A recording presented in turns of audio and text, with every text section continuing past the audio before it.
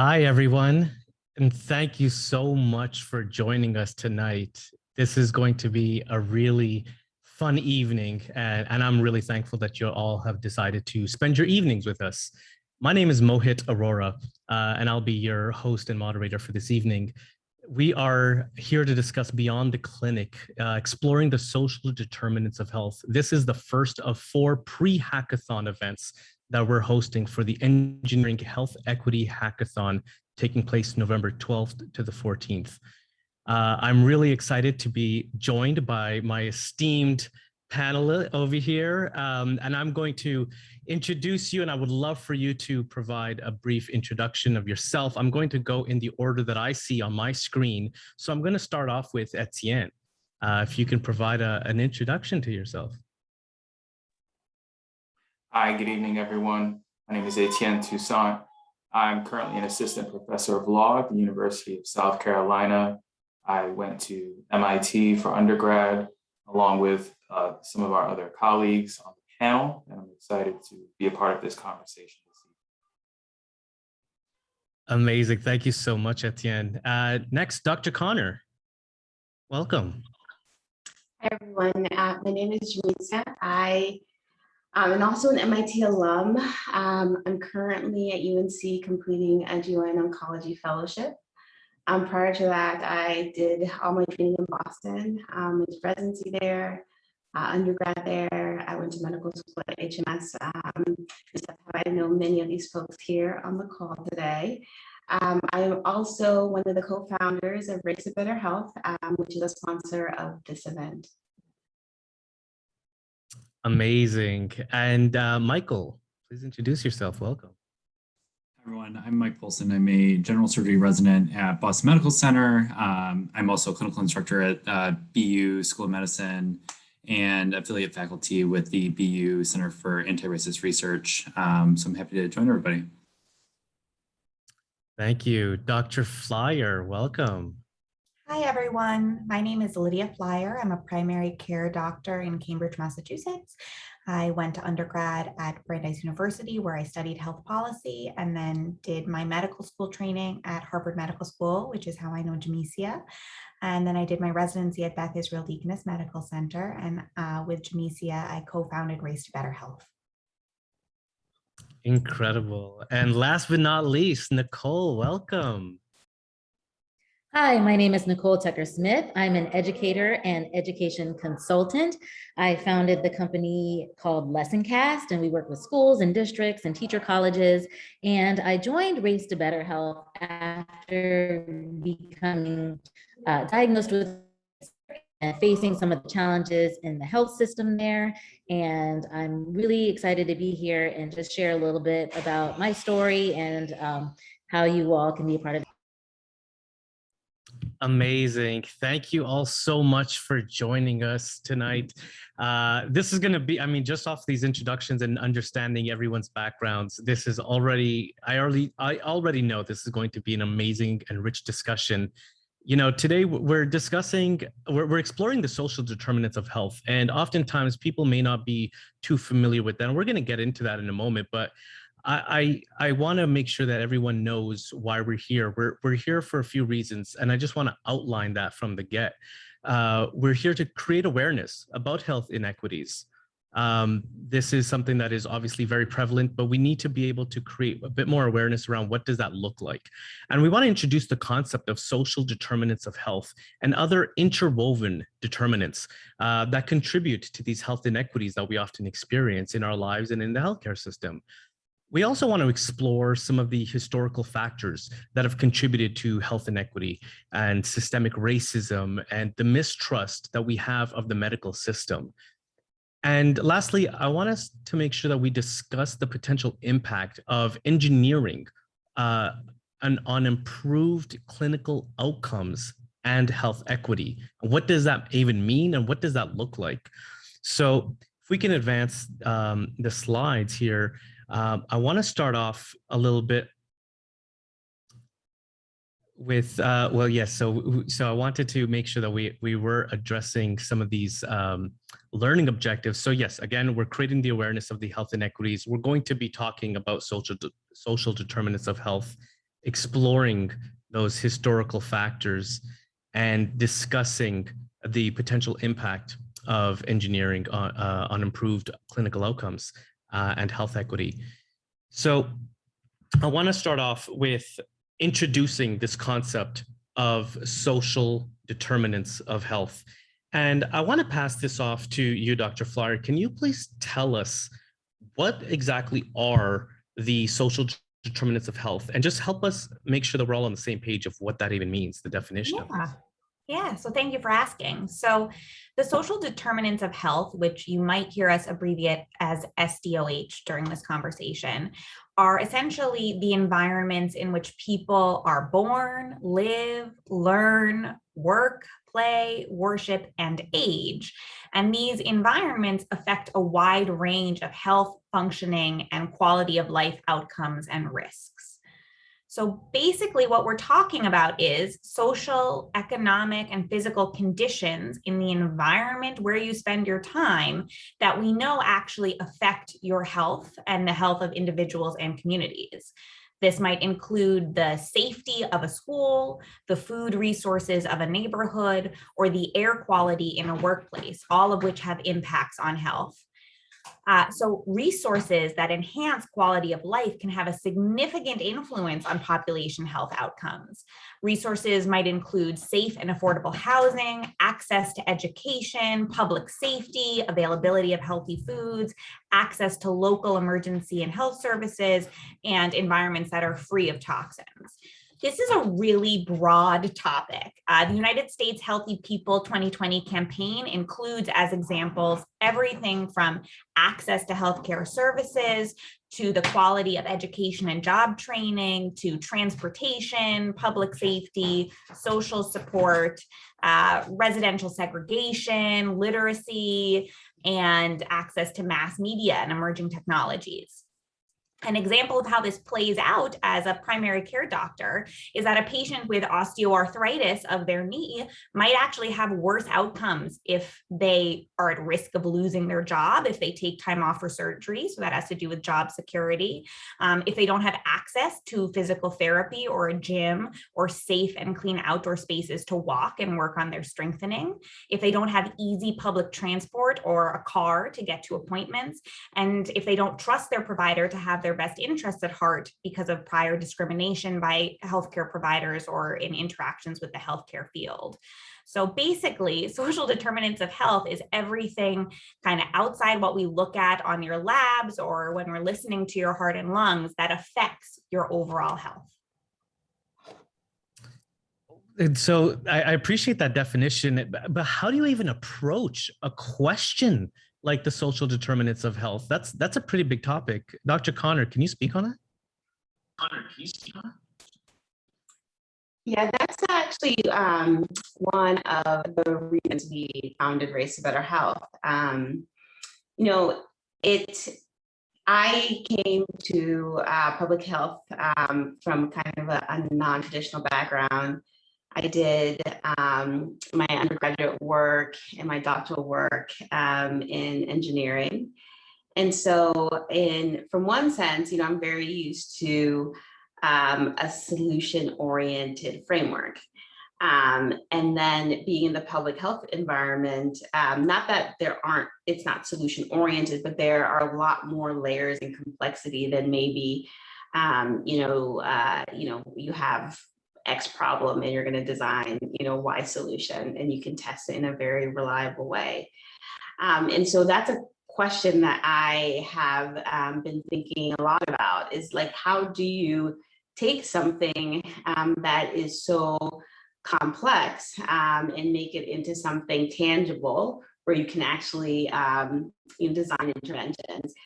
And I think that's some of the reason why people get so, there are many historical reasons, but one reason I think people get so overwhelmed in talking about things having to do with race is because of the complexity of the problem. It's difficult to grapple things that don't have a straightforward solution that need a lot of work. And so what our approach has at least been is to take a step back and to, think about health equity in a similar framework that you would think about other medical problems? And can you apply the same principles and practices that we understand and we can inherently design solutions to? Can we actually apply some of those same ideas and approaches to health equity? And this is a hypothesis. This is why we're doing the hackathon. This is the whole motivation behind a lot of the work that we're doing.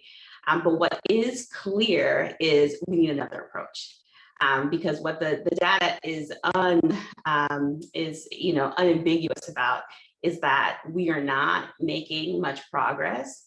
Over the last, let's say 30, 40 years that we've been studying these issues, some things have gotten better. I want to be very fair, but there are many things that have not gotten better and some things that are actually getting worse. And so what that tells me is that the approach is wrong, whether that's coming from a public health perspective, a medical perspective, a business perspective, a financial. I think all of these things contribute, but I think the first step is, can we rethink the problem? And that's some of the motivation behind Race to Better Health. So to provide just a little context, Race to Better Health is a patient-centered interdisciplinary organization that attempts to bridge the divide between patients and health systems in order to generate data-driven, innovative solutions to improve health outcomes. And we do this by combining data sciences, engineering, and social determinants of health. And so the way we function is kind of like a think tank or a training ground of dedicated people who are really passionate about this area. And so we, hope to continue to grow our team with a wide range of academics, scientists, engineers, medical professionals, but also people, who are, unfortunately left out of this conversation often, which is the core group, patients and patient advocates. So many times we as professionals are sitting in a closed room having a discussion, and nobody that is affected by the topic that we're talking about is anywhere in sight. And we are sitting there brainstorming and thinking that we're coming up with fabulous solutions when a lot of times that process is just creating more of the same problems. So not to just belabor this, but one of the approaches that we have developed is something we are coining engineering health equity. And so this is an attempt to apply a systems engineering lens to health disparities, to systematically identify barriers to progress and then design actionable and concrete sustainable solutions. And so engineering health equity has three components, So the first is reframing health equity to be more intervention focused by harnessing the power of engineering to drive innovation. The second is catalyzing innovation by strengthening the translational pipeline and increasing interdisciplinary collaboration. And then the third part of that is what we call in-reach. And so this is the opposite of outreach, which is a term everyone has heard. And that's a paradigm where we invite patients to be equal collaborators, equal partners in identifying weaknesses within the healthcare system. Right. So maybe if I can, Mike, if you can maybe help start off by explaining to us, how did we even get here in the first place? Yeah, I mean, I think anybody who grew up in America truly does not understand the real history of America. And I mean, there's a long history of systematic racism and oppression in the United States, which really dates back before its founding. And there is obviously the long history of slavery, but even afterwards, Black people in particular were systematically targeted and oppressed in this country. So during the Reconstruction era, after slavery, newly freed slaves were promised 40 acres and a mule by the federal government, which is a promise that was never kept. And in the South in particular, Black people were targeted through unjust laws that disproportionately jailed them and tied them to new forms of slavery in the form of things like sharecropping. And they were constant victims of white on Black violence. And this ultimately spurred the Great Migration, which was a period of the 19th into the 20th century, where Black Americans fled the constant violence in the South and searched for jobs in the North.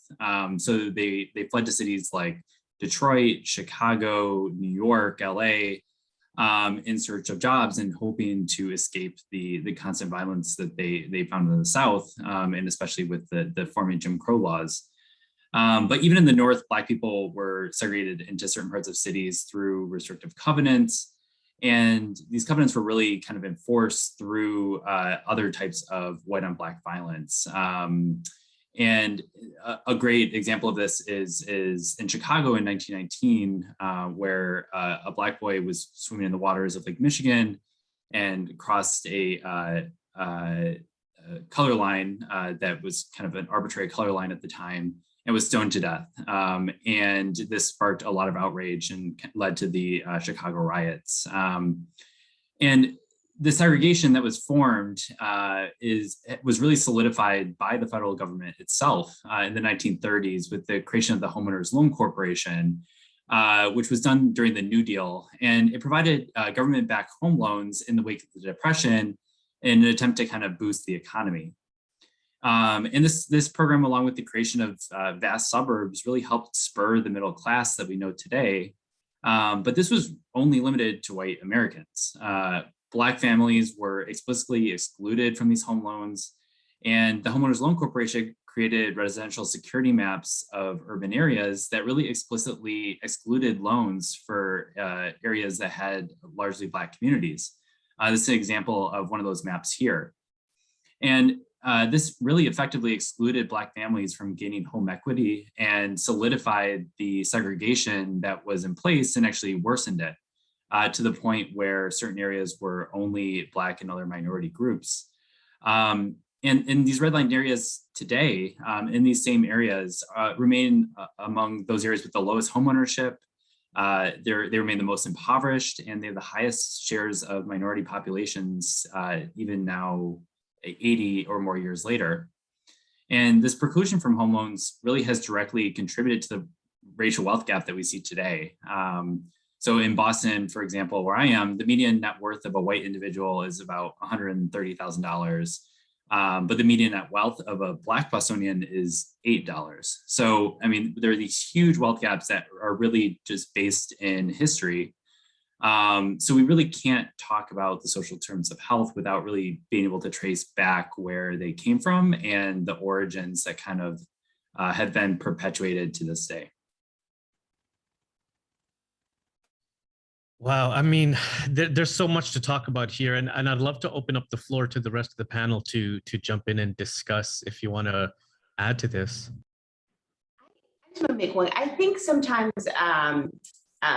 you know, it is so easy to underemphasize how dramatic an impact that redlining has had on the African American community. It actually probably took me reading several key texts to understand how systematic it was, how intentional it was, how many layers were preventing people.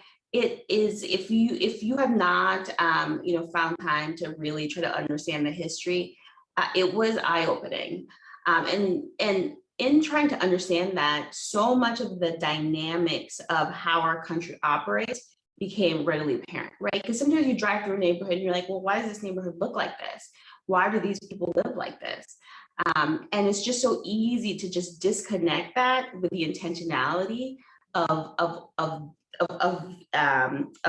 the outcome that we see.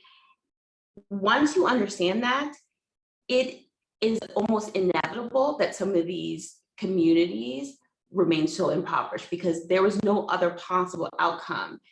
And it was ensured that there was no other possible outcome by the incredible power and the deliberate nature of the government, right? I mean, a lot of these things were baked into law. And now we're starting to step back, some of those things, I wouldn't even say all of those things, But if you understand like how the financial, I am not a financial expert by any means, but if you think at all about wealth accumulation and the generational aspect of it, then it becomes very clear that it's almost it's a expectation based in no facts to expect individuals to be able to overcome such systemic suppression just by serendipity, right? Like there are some people who have incredible luck, and I feel like I and a lot of these people on this call are incredibly blessed and fortunate to have been in a situation where our families have been able to obtain resources, but it is by far not something that has been enabled by a lot of the infrastructure that exists in this country. And when we think about why people have such health outcomes, I urge the participants to really think about the big picture, because designing any intervention within healthcare and not think about that context is almost inevitable that intervention is going to fail, right? If you're thinking about helping kids with asthma, and a part of that intervention involves you, taking kids to playgrounds to play. Well, if those playgrounds are not, are not environmentally safe, if they're filled up with pollutants, like just by the nature of the circumstance, that intervention is going to fail. And so, just continue to think about these contexts when you are trying to design anything in the health equity space. And that's what makes it a really complicated problem. But also what I think is that's what makes it a problem worth dedicating time to.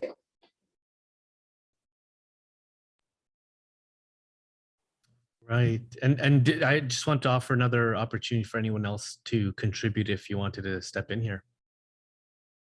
I just want to offer a brief contribution. I think this is a fantastic point. There's not much more to be said other than these issues reverberate today, and the racial stereotypes that malign these kinds of neighborhoods continue to impact communities today, from low-income communities also to well-situated communities that bear the negative effects of these kinds of biases and assumptions. The other point I'll note is that transportation plays a large role as well in containing communities in areas where they lack access to health services or are forced to rely upon inadequate health services. And this also can be demonstrated across history. In fact, in many communities that were redlined, you also saw marginalized communities destroyed in the process of urban renewal for the construction of highways to connect suburban areas to inner city centers. And so in many areas such as Washington, D.C. today, for example, if you follow the design of the highway, you'll see a historic separation from low-income communities to wealthier communities. So that's just another dimension that many people could readily see across the country in terms of how highways or railroads tend to divide communities across class lines and how that has had an impact on health, access to healthcare. Right, and that brings me to this topic too, because we're talking about there's legal, there's political, and there's economic determinants of health. So Professor Toussaint, can you help us just understand that a little bit more? Can we explore that?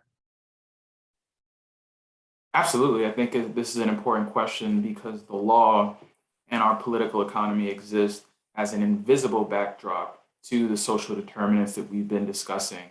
And it reveals the power that emerging companies, technology companies have to shape that legal discourse. So I'll just mention 3 points. The first is that our legal system can literally shape public health in profound ways. Health scholars argue that our legal system actually works in tandem with social determinants of health by constructing court systems that apply legal standards and legal mandates in different ways. And in so doing, the law can perpetuate poor health and enforce laws that are actually designed to protect us in ways that remove opportunities to access health or create barriers to health. Secondly, I think we need to think about the law and view it in its historical context. And this is very much connected to the conversation about redlining. A familiar example is the decades-long battle for universal healthcare, which has been hard fought across several presidential administrations with views on both sides of the aisle.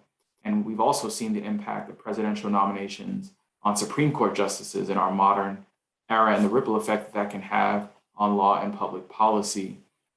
Just to return to the example of housing and our discussion of redlining, politics and legal discourse in the political community can shape cultural views, and that ultimately can impact legislation, lawmaking, and public policy. Certainly, there have been political leaders that have been successful in advancing progressive legislation, and so we see pockets across the country where there are concerted efforts toward addressing social injustice, toward addressing access to healthcare. In 1968, we can see the Fair Housing Act was passed, designed to address the very issues that we've just discussed with respect to racial segregation. But even with a Fair Housing Act over 50 years ago, we still face the issue of racial segregation today. And cities across the country are still struggling with how to deal with low-income housing, a lack of low-income housing, and trying to deal with the concentration of poverty in many cities. The last point that I'll make is that the legal system impacts public health by its silence. And actually that silence emerges because the technology sector often is much farther ahead than the law, which is to say the law and public policy lags technology and innovation. And so in a sense, technology innovation changes culture, and then that changed culture creates law that redefines what we view as normal. So we can think of big data as one example. We live in a world where data is increasingly being harnessed by the public and private sector to understand human needs, to help us target resources to different communities. However, technology around digital surveillance has far surpassed our laws around privacy rights. And so there's a lack of clarity around what kind of privacy we are legally owed in the context of digital surveillance. And so that can amplify hidden biases, that can amplify assumptions when we gather data. And the law doesn't really exist to protect communities who might be harmed as a result of those biases and assumptions that are embedded in the code. This also happens in the housing sector.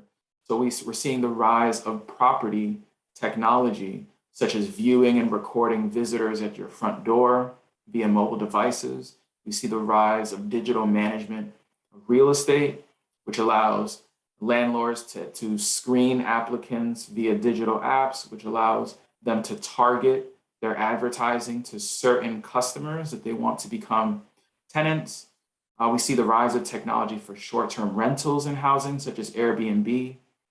And the Fair Housing Act never contemplated how racial discrimination could emerge in any of these virtual marketplaces. And we've seen many cases where individuals have struggled to get rental housing on Airbnb because of racial discrimination. And so, these are just some examples of the ways law and public policy can make a difference, but at the end of the day, it seems to lag behind many of these issues. And so I think it's critically important for technology companies and for innovations in the technology sector that are seeking to address challenges in the community, think about the gaps that exist in the law. I'll give one more example.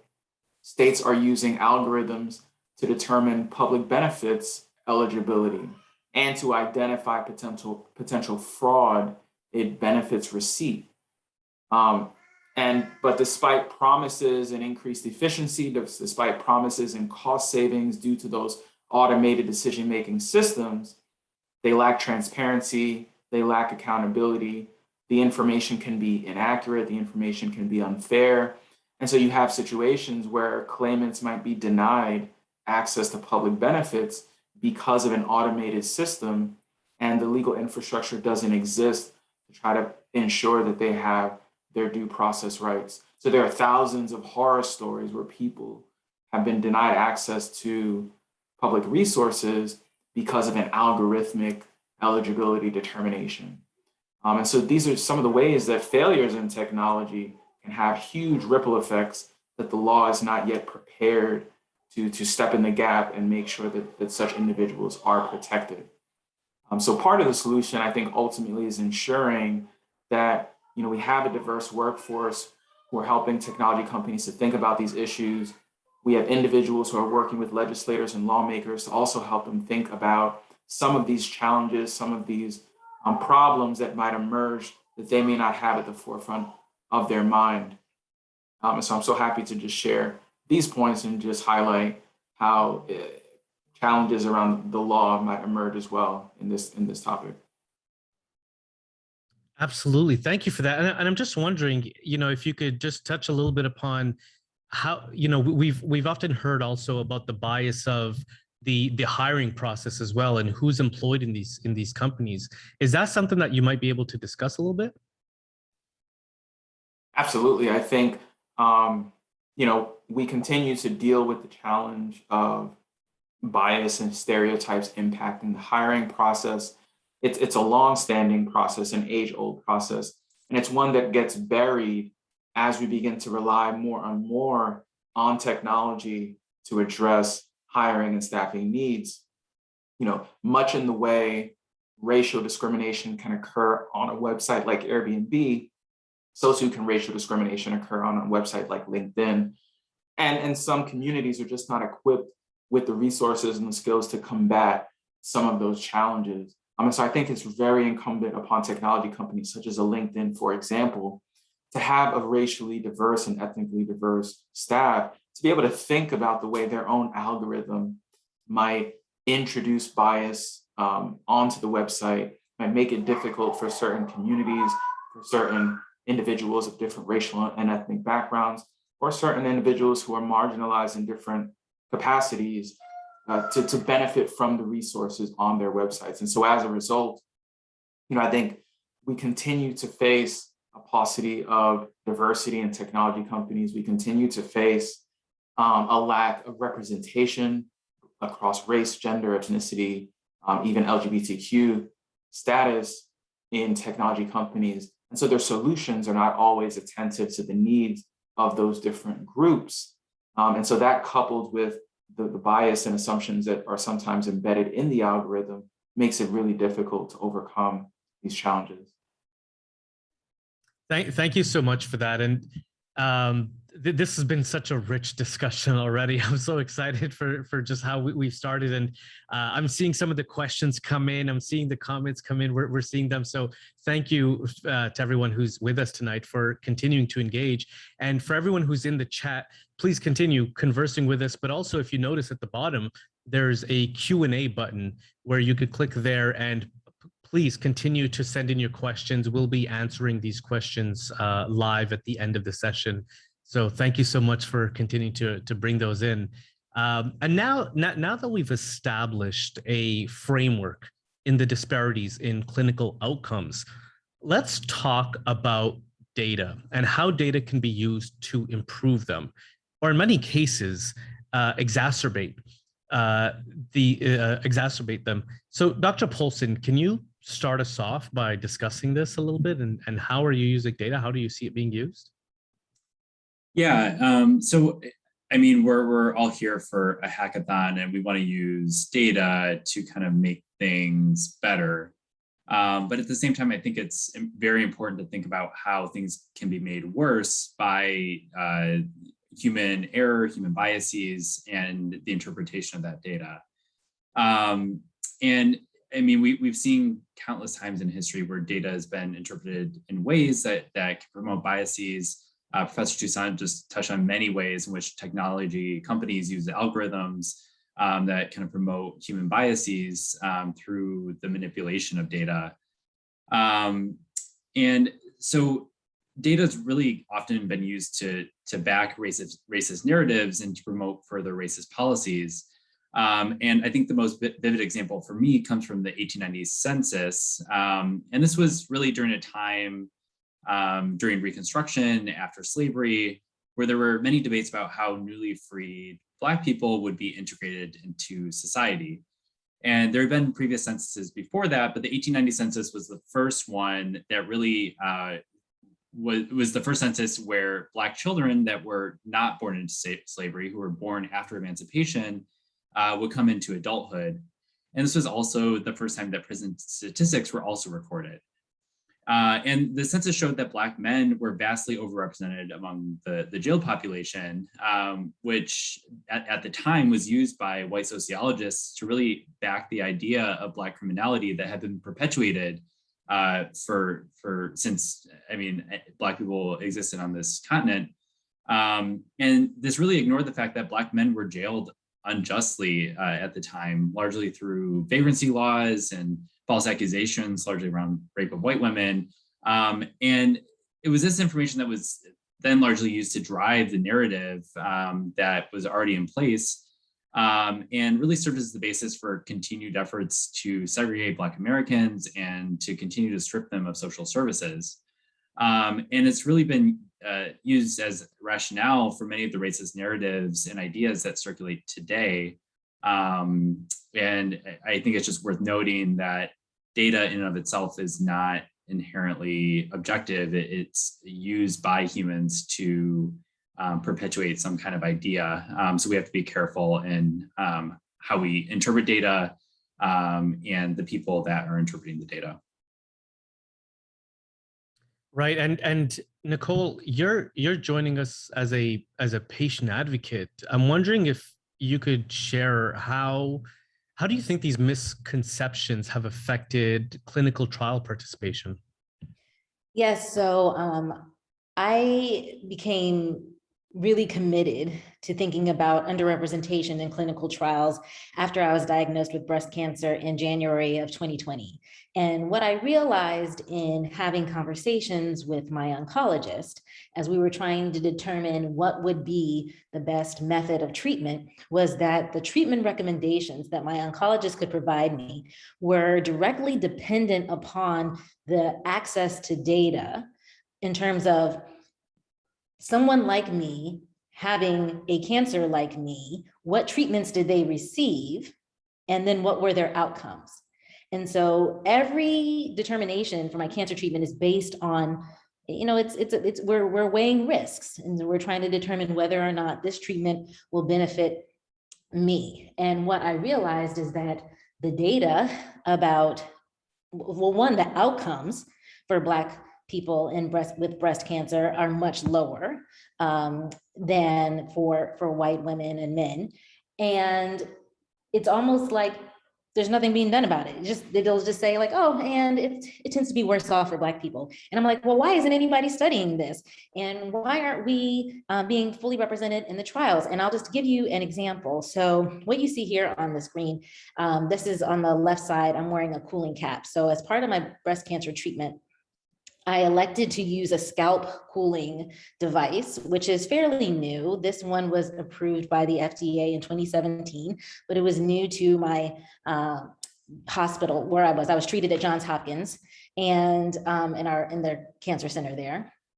And what the nurses there were unfamiliar with the device, right? It's new to us. We just went to the training. And so I get the device and I get the instructions, and the nurses are telling me, in order to use this cooling cap, you have to wet your hair in order for it to lie flat. Now, I can't see you, so I don't know how many of you out there happen to be familiar with Black hair. For most of us, it does not lie flat when you wet it. Black hair, when you wet it, it expands, it grows. So I asked them, do you want my hair to be flat or do you want it to be wet? Because you don't get both. I need to understand your goal here. Well, they didn't really understand the device well enough. They're like, oh, something about conductivity. So I wet my hair and it ended up forming basically a hat underneath. And it actually prevented the device from working because Black hair tends to insulate. That's how it works. And so, clearly I was not appreciative of this. And I believe Johns Hopkins called the manufacturer. The manufacturer had somebody, a representative, call me at my house. So called me and to explain and really kind of apologize, because this is not a treatment that is covered by insurance. It's quite expensive. And the woman on the phone, she sounded Black. I'm not sure. I mean, obviously they got somebody who they thought could relate to me. And she said, you know, we understand that we really don't have good information about how to use the devices with Black people. And in my mind, I'm thinking, how are you selling a product that you don't understand how it works with Black people or other people or just anyone with thicker hair? And the woman said, well, we're also doing a study in the UK right now on Black hair to try to make sure that, try to figure out how to make this work properly for people like you. So I said, okay, well, so I looked up when this was approved and what data was used to approve this. It turns out all of the representation in the clinical trial that was submitted to approve this, all of the participants were white, all of them were Caucasian. It never dawned on anyone that maybe there'd be variability in hair texture and that should be considered in their clinical trial. So the data they used to validate efficacy with the FDA was not inclusive. And technically that shouldn't have been approved because the FDA has policies about that. But who at the FDA is regulating that and looking at that? And this is just a treatment for hair.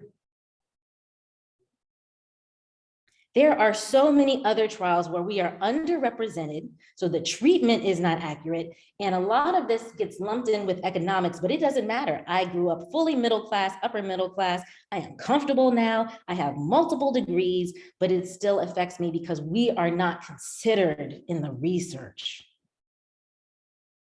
And that's where it really, I think, especially scientists or researchers, sometimes it's being seen as objective, but we make choices in our research, right? We make choices in who we include. The people who are making the approvals aren't, if they're not a diverse representation, that becomes exclusive. And so the other thing that what I did, I looked up the study that they said they were doing. And so that new study was released in July of 2021. And the company that produces the cooling cap, they declared after the study, they had to discontinue it because they could no longer prove efficacy because so many of the Black women in the UK who were trying to use it were losing their hair and quitting the study. And you can't continue to do a study if you're causing harm. So they discontinued it. And what they stated is that this product can't work with Black people, which is not true, because I have a friend who works in a brain lab and she also happens to be a Black woman. And I said, please tell me about this conductivity thing and why my hair needed to be wet. And she said, oh, you do need to have conductivity, but you don't have to use water.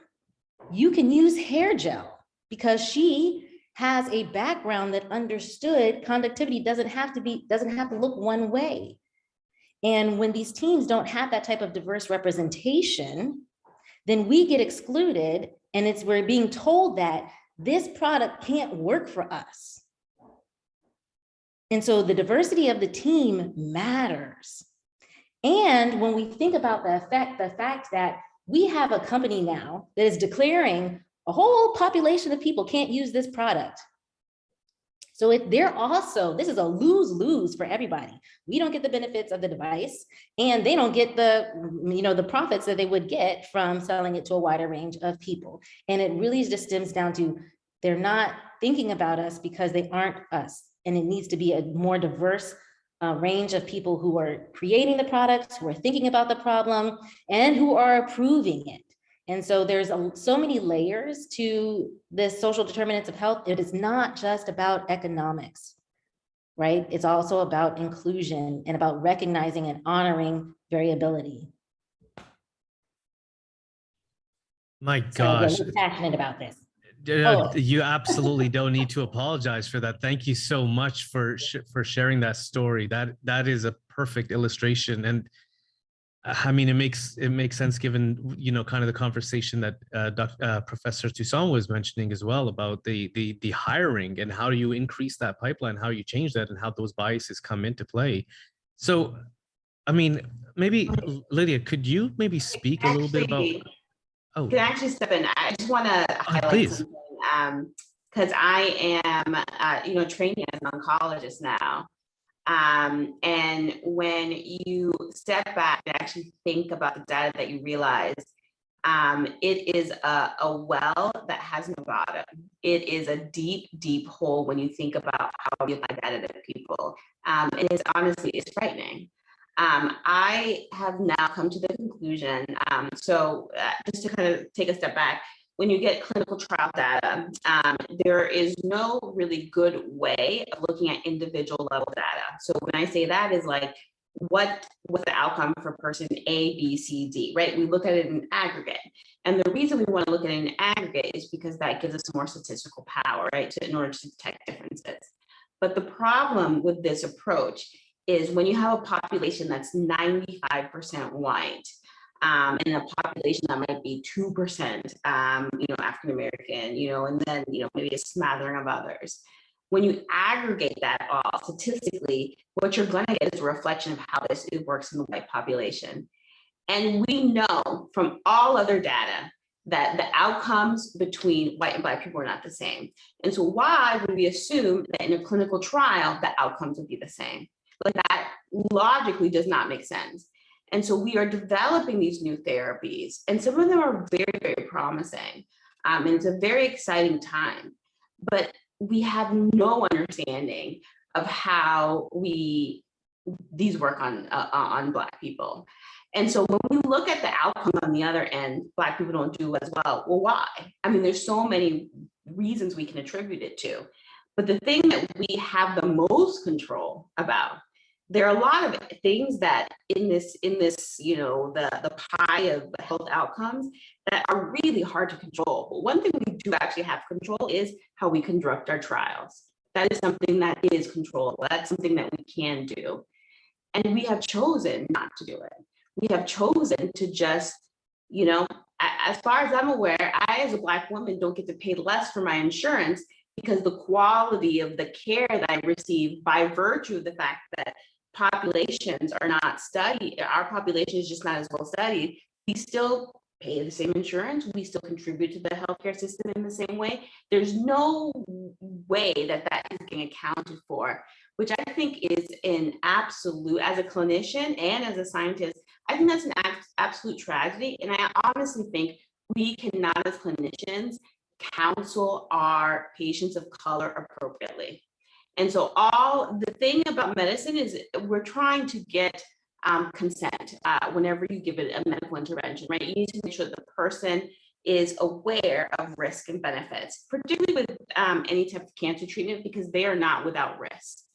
And so how can we do that appropriately and actually look in the eyes of our patients of color and believe that we are giving them valid information when we know, if we take a step back, if we stop, thinking about this and, with our, rose-colored glasses, if we take a step back, we know that the legitimacy of that data isn't there. And that is something that nobody talks about. I have never walked into a room and seen an oncologist say, honestly, this is the data we have, but I don't know if this is actually going to work in you as well because you're Black. But that is the truth. And that's just something we don't talk about. And so I'm very happy, Nicole, that you, tell that story. I think it's a powerful example of how these things, are so tangible, and also how they're so fixable, right? Like this was a problem with a solution, but people were just blinded to it. And so what I again urge the participants in the hackathon is, and it's hard, but as much as you can, and one of the ways you do this is by having a diverse team, but as much as you can, forget the assumptions that you're walking into the room with. And that is going to be the best mechanism that you have to think about new solutions, because they couldn't uncouple the assumption that water was the way that you made hair flat. Like that was so baked in, that was so predetermined that it was like, well, I guess you have to just give up. And we all know that that is not, that's not the way that's not the way it should be. That's not the way we want it to be. And we want to do better. Oh my gosh, just yes to everything, honestly. And it's making me think, we're discussing clinical trials, we're discussing the lack of understanding, the diversity of what is known as the patient population. And I'm wondering, maybe, Lydia, if you can speak a little bit about how has this contributed also to the current day misconceptions that we have regarding physiological differences between races? Is that something you can share? Yeah, so I think this is a really important question, because just like Nicole and Dr. Connor just talked about, how oftentimes Black people, Black physiology, or even just non-white people physiology are not included in trials and information is missing. There's also information that has been wrong, that has carried through in medical training and in medical practice. And so I'm going to take us through 3 examples. The one that I think is the most well-known is the misconception that Black individuals have thicker skin than white individuals. And skin thickness is the same between races, but studies have shown that not only do lay people often carry this false belief, but that medical students and even some medical practitioners do as well. And there have been studies that show that those who incorrectly think that a Black person will have thicker skin than a white person are more likely to underrate patient pain in Black people, and potentially and in practice lead to inadequate treatment of pain. Another example is the calculator that determines the risk of trialing a pregnant woman who's in labor after a previous C-section, which basically means that we're going to try and have you do a vaginal birth even though you've had a C-section before. And that's something called a VBAC. The calculator that determines that risk incorporates race by predicting a lower chance of success at vaginal birth if a patient is Hispanic or African American. And this is despite the fact that there are many advantages to vaginal labor, including lower rates of surgical complications, faster recovery time, and fewer complications during subsequent pregnancies. So it's possible that this calculator that uses race to predict a lower chance of success in non-white individuals is leading to fewer Black and Hispanic patients being offered a trial of vaginal labor and leading to more complications. White patients are more likely to be offered a trial of vaginal birth, and this will then exacerbate disparities in childbirth and in maternal outcomes, and lead to further worsening of the disparities between white populations and Black and Latinx populations. And then lastly, we have a topic that's an ongoing debate about something called the eGFR, or estimated glomerular filtration rate, which is a calculator of your kidney function. It uses something that you find in the blood called creatinine, which is essentially a muscle waste product that's cleared by the kidney to estimate how good your kidneys are. And the algorithm that makes that calculation between creatinine and eGFR is based on an assumption that Black people have a higher baseline creatinine in the blood. This assumption has been proven in some studies and disproven in others, and is currently thought to not be accurate. So the result of this is that for any given kidney function, a Black patient is assumed that their kidneys are working better than if they were a white person. So this may sound positive, like it's a positive spin, your kidneys look great.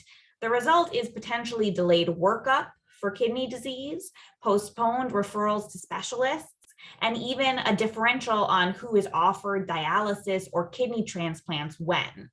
So Black people being calculated at having better kidney function when that's not necessarily the case may be receiving worse care and be referred when they're much sicker. One recent study from 2020 2020 posited that while still uncertainty around the accuracy of eGFR and what baseline creatinine levels people have, we should move in the direction that favors equity, since outcomes and referrals and transplants and dialysis are all the result of this calculation. And some hospitals, including Mass General Hospital and Brigham and Women's Hospital, both in Boston, are moving away from using race in that eGFR calculator and just looking at the creatinine and the eGFR regardless of this race correction in the algorithm. So these are just 3 examples of misconceptions and inequities that result from them. But as Dr. Connor and Nicole really pointed out, we're burdened as a healthcare system by incomplete and imprecise understanding of why certain outcomes differ by race. So we know as a field that certain autoimmune diseases affect Black people more than other populations, but we don't know why that is. Similarly, high-grade endometrial cancers affect Black women at a higher rate than other races. We don't know why that is. Is it all that they're caught later, or does it actually have to do with different physiology, different cancer genes, something else entirely? So not only do we have these misconceptions, but we lack knowledge that could and would be therapeutic and beneficial. And the result of both of those problems is disparate outcomes and worsened inequity. Thank you so much for that, Dr. Flyer. And I'd love to open up the floor to the rest of the panel as well to jump in and discuss this or respond. I just want to say the topic of high-grade endometrial cancer is so near and dear to my heart, and why Black women are so disproportionately affected by them. And I think, to me, what this highlights is how the scientific community has been disinterested in thinking about scientifically intriguing questions when it comes to people of color. If this were another community, I can't say 100%, but I am very positive we would have a lot more information. It's almost like we forget the basic principle that we apply to knowledge in every other space when it has to do with Black people. And I don't want to make this conversation just about Blackness, because I think health equity is bigger than that. But I do think the situation, I just think the situation that Black people in particular amongst the group of people of color, I think so many of the situations really highlight how deeply ingrained so many of these issues are. And I love the fact that Lydia brought up that example, because it is, we don't know the scientific community. We don't really have even any clue, honestly. And it's not that this is a problem at least I believe this is not a problem that does not have an answer. And this is not a problem that is not studyable, right? We're not talking about studying like the 5th dimension of something, or studying planets that are trillions of miles away. We are talking about a disease that affects thousands of women a year and have pretty devastating outcomes. And the data is very clear that it's disproportionate amongst Black women. And so, not to, overemphasize this point, but to the participants, I want to keep bringing this back to the hackathon, because this is why we're talking about these things, is we want, you can probably tell we're very passionate about it, but what we want, to leave in people's minds is when you're sitting down thinking about that problem, when you're sitting down and sitting at your lab bench and looking at that data, really challenge some of these assumptions, because so often, and I will say, I probably did this as a medical student. It was not until probably within the last 5 years of my medical training, and I've been training for medicine for a very long time, that it just became obvious to me that, wait, it is not predetermined that Black people are supposed to have worse outcomes. Like, we just talk about it like, Black people just die more. And you're just like, oh, okay, Black people die more. You write that down in your little notebook. And then you never stop to think of, wait, but why? Like, why, right? Because, you know, people will tell you, oh, Black people are poor, blah, blah, blah, blah, blah. They have more higher rates of obesity, but literally why? That is not necessarily something, it is not a law of physics that Black people have to die at higher rates. And as much as we can start to challenge these assumptions in the classroom, in the clinic, at the lab bench, in a boardroom, as much as we can continue to do that, I think that is how we incrementally make progress.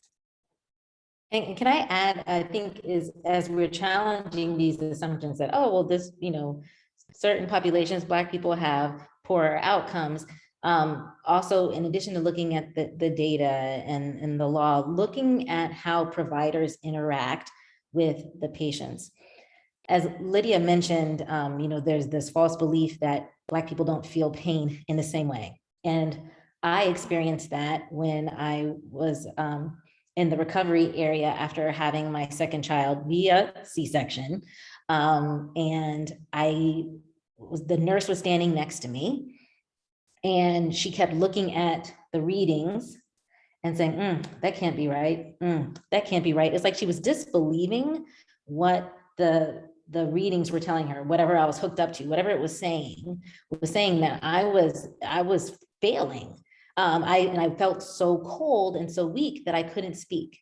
I could not move my mouth. And I wanted to tell her, I'm so cold, but I couldn't move.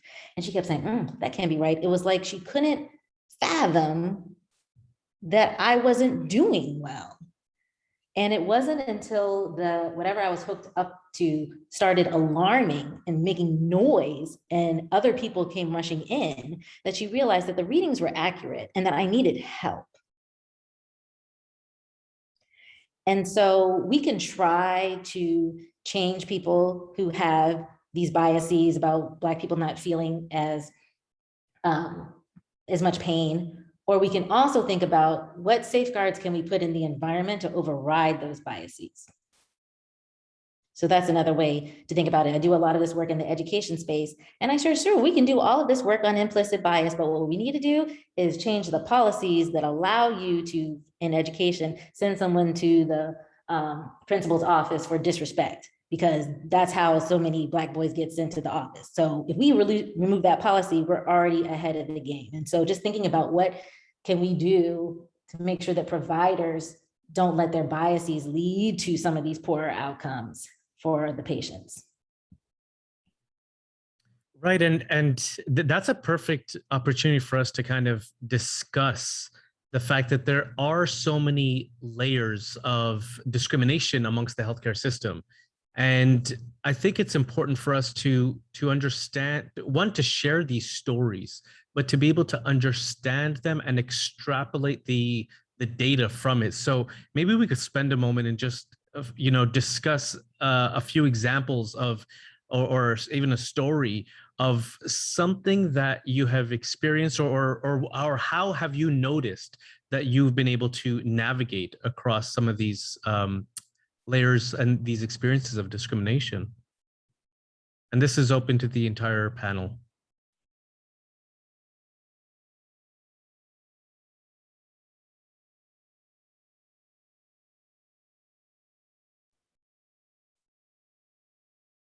I mean, I'll say what I do.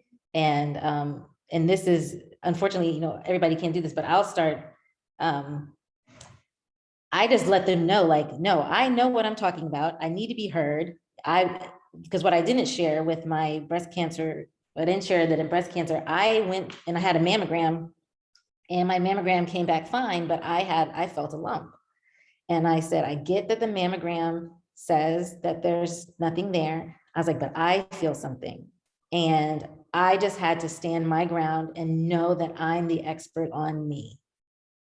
And for me, that's how I work through discrimination in the fields, in the medical process. I'm the best expert on me. I was like, I feel something that wasn't there before. I need you to do something else other than a mammogram, because what people don't know is, a lot of people don't know, is that if your mammogram shows that you have dense breasts, you can request something else. So I said, I need something else. When they did the ultrasound, they found the tumor, and it was cancerous, and it was invasive, and it was already in my lymph nodes. But if and this was right before this is right before COVID. So if I had listened to them that my mammogram was all clear, I probably would have taken the next year and a half off from getting another screening, and I would have been in a much worse situation. So we really do have to just help others advocate for themselves and know that they're the experts on themselves.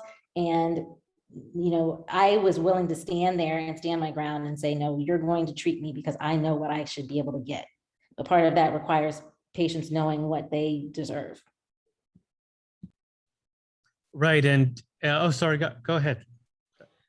I was just going to say that as a doctor, I mean, it's important to constantly try and check my own biases, and that there are some frameworks that are used. There's Murtaugh's Diagnostic Strategies is kind of a book that general medicine is taught from. And the questions that I try and ask myself in every visit, no matter who the patient is, include 4 of the things that he goes through, which is what's the most likely diagnosis?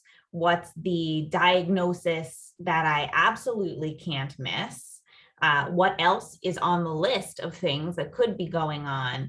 And what is the patient trying to tell me, right? So these are all potentially the same answer, but they might all be different answers. And I think kind of knowing that the patient in front of you knows their own body, and if you're hearing something, to kind of check what might be causing you to resist, right? Having those questions answered in all visits with all people with all symptoms can help to combat some of the things that might have caused Nicole's nurse to say that can't be right, that can't be right. But you know, it takes an active effort, and so a lot of these things really do need systematic fixes. I think in some ways, you know, I think there are many providers who still feel that it's good medicine to actually make assumptions about what certain patients can and cannot handle, can and cannot deal with, their emotional state, their intellectual capacity. I always find it really fascinating when, you know, like a colleague will come and say, this person's medical literacy is really low. And then I try to challenge that and say, well, like, how do you know? Like, did you give them an article and they couldn't understand it? Or did you go through a diagram and they were, I mean, like, how exactly did you know? You didn't ask any questions, right? You assume because of the way someone speaks or the type of words that they use. Medicine is actually pretty simple. The principles that we have are not complicated. And I would challenge people who are out there who are providers. Most patients can understand most things if explained in a way that's appropriate. And so things like visual aids, I think, are incredibly important, especially for, you know, people who do something like similar to what I do in surgery. I have yet to meet a person who, when I draw a picture of something, they're not like, okay, I get that. I get what you're trying to do. And so many of the ways that we as providers have been trained to see people is inherently, you know, it's baked out of bias, right? It's baked out of some person, most often a person that was white, most often a person that was male, and most often a person that was born before the 1980s. That person has decided this is the way that you doctor, right? This is the way that you take care of people. But we all know that the world continues to transform and has transformed over the last 30 plus years. And so we need to revisit some of those approaches. And that, you know, to Lydia's point, as much as possible, I try to say the exact same things, more or less, to every single patient, and give the patient an opportunity to say, I don't understand that, Dr. Connor. I need you to explain it a different way. Let me explain it a different way. And what I have found is people are really smart. People understand things. I mean, they might not know all of the nuances, and honestly, all the nuances are really not that important, right? But the big picture, most people can get. And so when physicians are telling me about someone's lack of knowledge or someone's lack of understanding of their own health, I'm like, well, how many providers have actually sat down and say, I am prescribing XYZ for 1, 2, 3. It's actually less common than, patients, I think that then what many patients, realize is that a lot of providers just give medicines or do procedures or, do interventions and don't really explain what they're doing. And so, yeah, people are confused. Of course you're confused. Like I would be confused if you just walked out of the room. I mean, I need you to clarify the plan for me. So of course the patient needs you to clarify the plan. And if, I think some of this responsibility or a lot of this responsibility is us as providers. But I think that in general, we as a healthcare system and we as a society need to step back and think about, what does it mean to take care of somebody? What does it mean to be a doctor? What kind of doctor do you want? And not that fixing medicine and fixing what happens inside the hospital is going to fix this problem, because it's not. I want to be very clear about that. That's why this is titled outside of the clinic, because there are 100% many problems in medicine, but the problems that I think are having the largest impact are definitely outside. And so thinking about the synergy between how does the outside world, how does that synergize with what we do in the hospital, and how we in the hospital, how can we, instead of being another problem, how can we actually be a solution, and a solution that is beneficial to everyone, not just beneficial to the patients who are, they read the handbook of what a good patient is. How can we try to optimize those outcomes? Right, and it's interesting because when you're talking about beyond medicine, it's just making me think of my own experiences as well, going through healthcare. I myself am a liver transplant recipient, and going through, understanding the transplant experience as well. Your priority on the transplant list is based off of a score that includes many factors, including, are you healthy enough to recover, but are you sick enough to be prioritized? But also, do you have a support system to help you recover? And unfortunately, the support system is a factor that is beyond medicine. There are a lot of newcomer families. There's so many immigrants. There's so many people who have been displaced for one reason or another. And I think we need to start looking at how some of this is put into place. But I can also share that there's some work that I've been involved with, some research where we've explored why are some of the resources that are available around creating support systems not being told or not being provided to the patients. And oftentimes it comes down to something as wildly unimaginable as the staff are feeling so overwhelmed with their workload that sometimes if people have assumed that someone might not understand how to interpret the information, and they may be calling up the line and taking up a lot of the time from the reception desk, it might not even be offered. And that's something that we've uncovered from some of the research that we've done. And I think it's really important for us to explore all of these different factors that are beyond medicine. And I'm wondering, you already touched upon this, but I'm wondering if there's a little bit more that you can provide us with, Dr. Connor, around how we are able to use this kind of information, these kinds of stories, this kind of research that we're collecting from patients to improve the care that is offered. Yeah, that's a question we actually think a lot about, is how can we move health equity from a concept that we talk about to an actual set of actions that lead to changes in outcomes?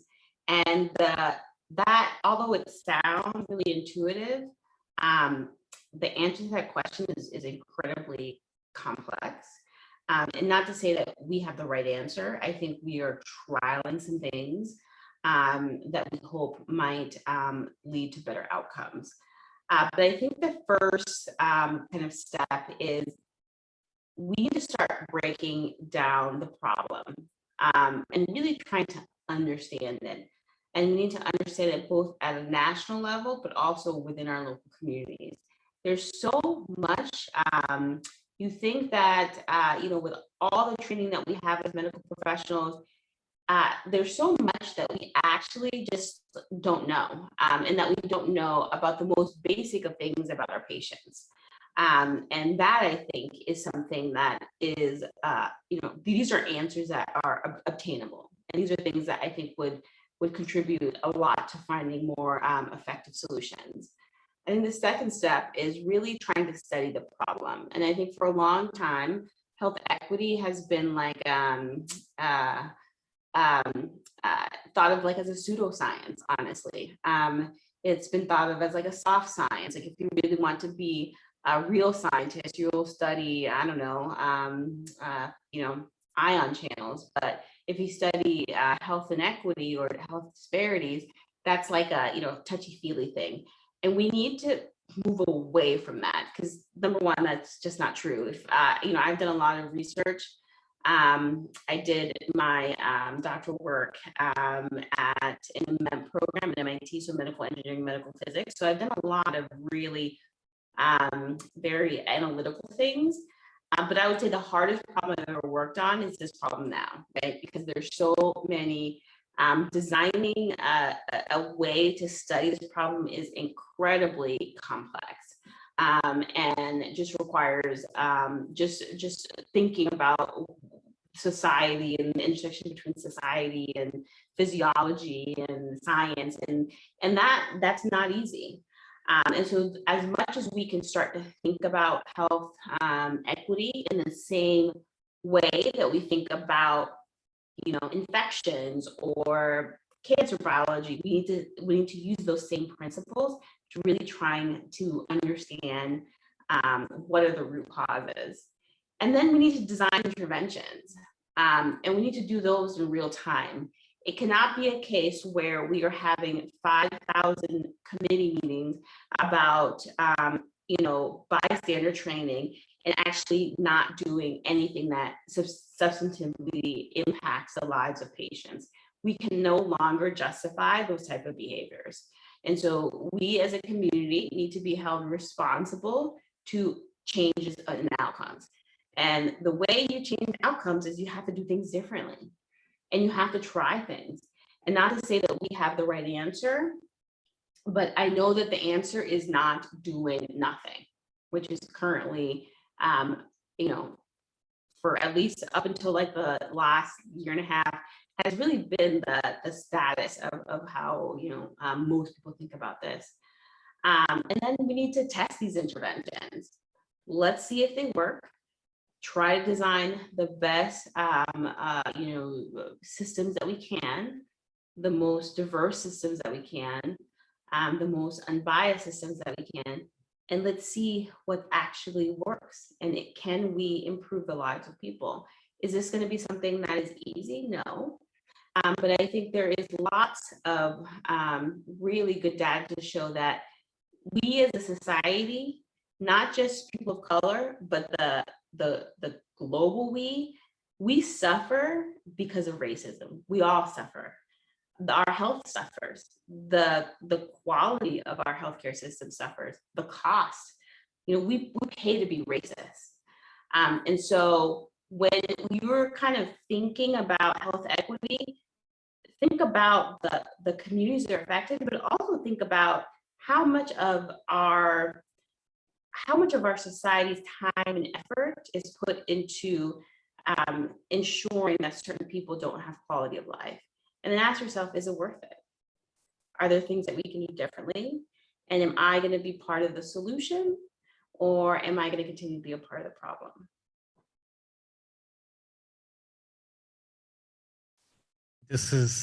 There's so much that we're touching upon, and I'm so excited to see what we experience and what we witness during the hackathon, because these are the issues that we need to be able to collectively brainstorm and figure out how are we able to address them. And I want to offer a bit of space to any of the other panelists to add on to this, and if there are any, otherwise we can move to audience questions. So if there's anyone on the panel who wants to offer to this, now's your moment. Otherwise, we can move on to audience questions. All right, perfect. So we'll move on to the audience questions. I wanted to start off with the submission from Veronica, and I wanted to pass this over to Nicole because she does talk about your story. So did you want to discuss that? I'm not sure. Should I just read the question, the submission out loud, or do we all see it? Or if anyone is in the audience and doesn't see it, you could just click on the Q&A button at the bottom. Yeah, so Nicole, I'll pass it off to you. Yes, sure. So I really appreciate Veronica's statement here, and recognizing that some of this rhetoric frames the problem as inherent in Blackness. Like what they told me, that the cap just can't work for Black people. And one of the things I put in the chat for everyone is, like, as we understand the problem, we really have to refuse to problematize people. Problems aren't in the people. What are the problems in the environment, in the systems that are supposed to be serving them? And that, as we also look for new solutions, and as you're exploring in this hackathon process, always try to remember the problems aren't in the people. And the minute we do that, we lose. And we lose the agency to actually do something about it. And so, part of it is, there is a question though about being transparent about the lack of data. That what somebody else is going to have to answer. I looked up the data for myself to see after I had already paid the money for the product, obviously, but that it is out there, but there should be more ways to be transparent about it. And really quickly, I think it's worth noting, as you kind of said, Nicole, and talking about Blackness in particular, that race is a social construct. Like race, as we think about it, is based in these social determinants because it is made up by our country. And I think in medicine, we like to blame it on genetics, which are kind of unchangeable. But in thinking about race and solutions to race, it is based in the social construct that made it. So I think it's just one kind of basic concept that everybody should think about as well. Excellent. Thank you so much for that insight. And we did have a question here from Paulo, and I thought maybe it would be a good place to bring this question to Dr. Flyer, if you wanted to take on this question. Yeah. So yeah, please go ahead. So I'll just read the question in case people can't see it, which is that healthcare industry requires sick people. Sick people are their source of income. Preventive healthcare is related to lifestyle. Healthy people almost don't need healthcare services. A sick society is great for the healthcare industry. How can we think about preventive healthcare in a system designed to produce sick people? And I think I hear when I hear that question, I hear a little bit of cynicism about the healthcare system, which I am certainly guilty of at times. But what I will say is that preventive healthcare is not just related to lifestyle. So a fair bit of my counseling in the primary care office has to do with telling people not to smoke and helping them motivate to cut down on their drinking and things like that. But we screen a lot of the time for diseases that people do not bring upon themselves. And we've heard from both Mohit and from Nicole about diagnoses, with a liver transplant and with breast cancer that are not their fault, right? They're healthy people, they work hard. And I think that there is a tendency, unfortunately, to judge people who are sick for being in that position. But more often than not, I would say life is often a game of luck, and some people get really, between the combination of genetics and exposures and things that they did not ask for or sign up for, they get diagnoses that then they have to deal with. What I would also say is that, in terms of lifestyle, this is where a lot of the social determinants of health come in. So if you live in a community where everyone smokes and your family is filled with smokers and you grow up around smokers, as a kid, you get normalized to the idea of smoking. And that might give you an exposure that puts you at increased risk of asthma, of emphysema, of lung cancer. And that has to do with your environment kind of outside of your own physiology. And so that this is in part why social determinants of health are so important, because there are so many things that don't even have to do with our biology that impact our health and our outcomes.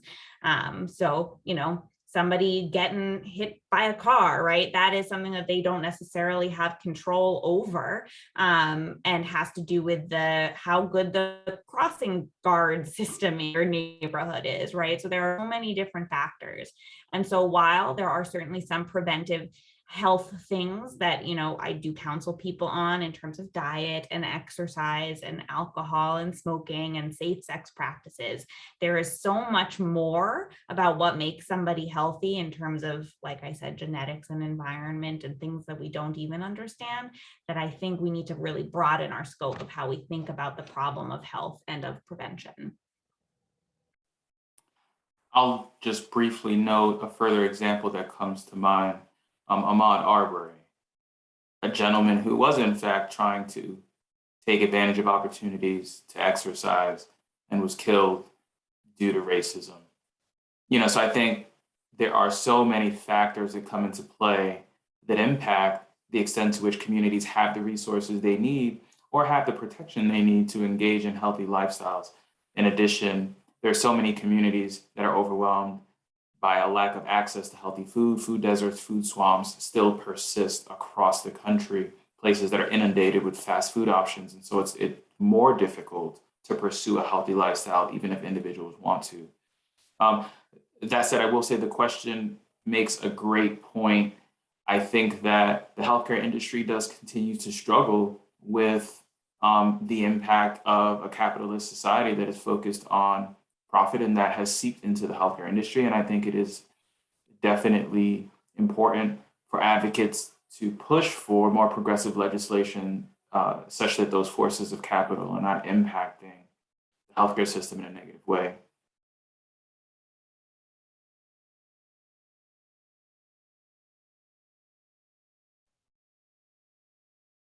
Thank you. And I thought I saw Dr. Connor unmute. I wanted to give you some space to respond as well. No, it's okay. I think we have a couple more questions, and I want to respect everyone's time.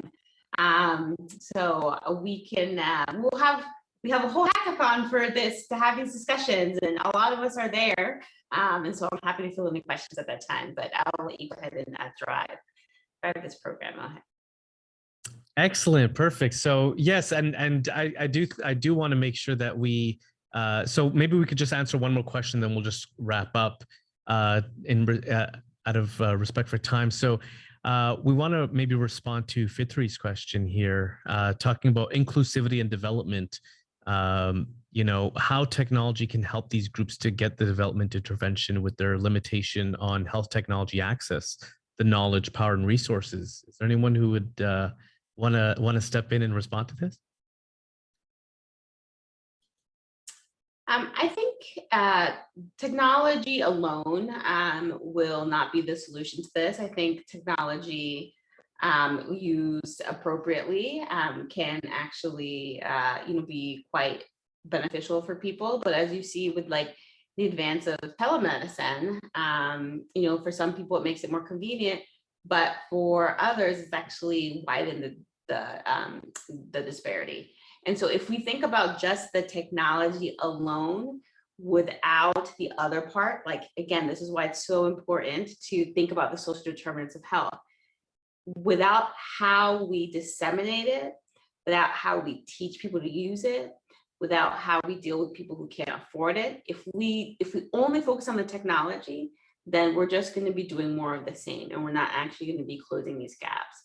And so what I urge the participants is, just as the technology is important, and some of the solutions people come up with might be technology based, and we love that, we're here to support it, but also thinking about those other parts is as important, and something that's critical to the success. Amazing. Thank you so much for that, Dr. Khan. And I really want to make sure that everyone has registered for the hackathon. You see the QR code right there on the slide. You can click on that and check out other pre-hackathon talks that you'll find by going to the website. And that's hackingracism.mit.edu, I believe. Or you could also go to raceforbetterhealth.com. Is that's the correct URL? We have a QR code that yeah, so be able to scan it with your phone and do it as well. Amazing. And I'm hoping that these are some of the questions that we hope that the hackathon will help to continue to answer. And I was mistaken, it's race2betterhealth.com, not race4betterhealth. But I want to thank all of the panelists for joining us today. This has been such a rich conversation. And thank you for all of the attendees. These conversations will continue to happen. So please go to the website, scan that QR code while we're still here. You have a few more seconds to do so, and register for the other pre-hackathon talks. And we're hoping to see you all there. Thank you so much. Have a beautiful evening. Bye. Bye, y'all.